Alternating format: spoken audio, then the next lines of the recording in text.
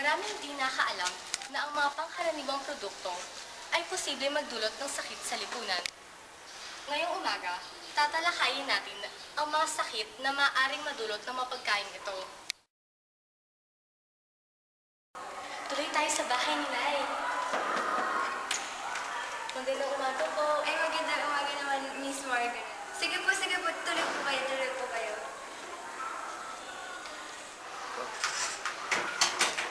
Ang pamilya ni Nay ay isa sa mga pamilya dito sa probinsya kung saan sila ay naapektuhan dahil sa isang pagkain.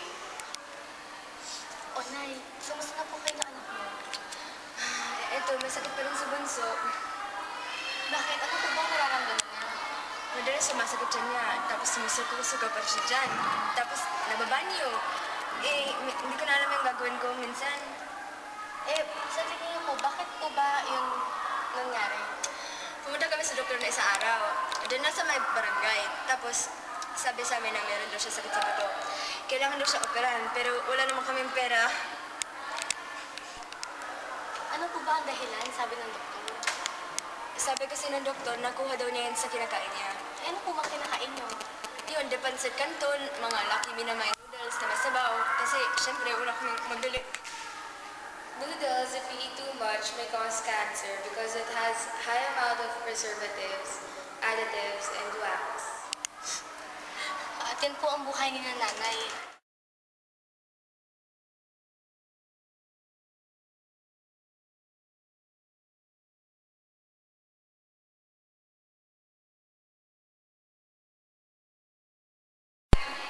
Isang survivor naman ang matutuklasan natin sa pagbabalik ng SSL.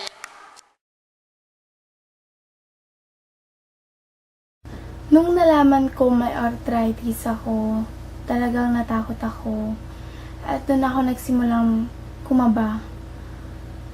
Nakaramdam ako ng pananakit sa tuhod, pananakit sa tiyan, pananakit sa likod, at pagsisikip ng aking dibdib. Mahirap talagang huminga.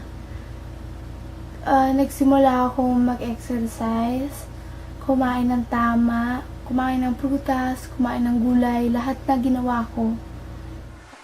Sickness may always be treated with eating vegetables, fruits, and other Hindi nutritious. ko rin naman ito ginusto.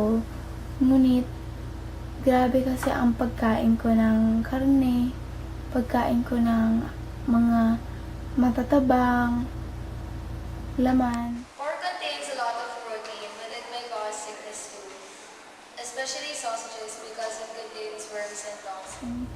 Alam kong maraming tao ang nasa sitwasyon ko ngayon. Huwag na huwag kayong mawala ng pag-asa dahil lahat ay may solusyon sa ating problema. Magbago na kayo hanggat kaya nyo pa at hanggat hindi pa huli ang lahat. Maraming salamat po. Ang kalusugan ay tunay na mahalaga sa buhay ng tao, kaya dapat ay hindi natin ito pinapangwalang bahala. At dito na nagtatakot sa isang makabuluhang dokumentasyon ng SSL. Sa muling pagkikita,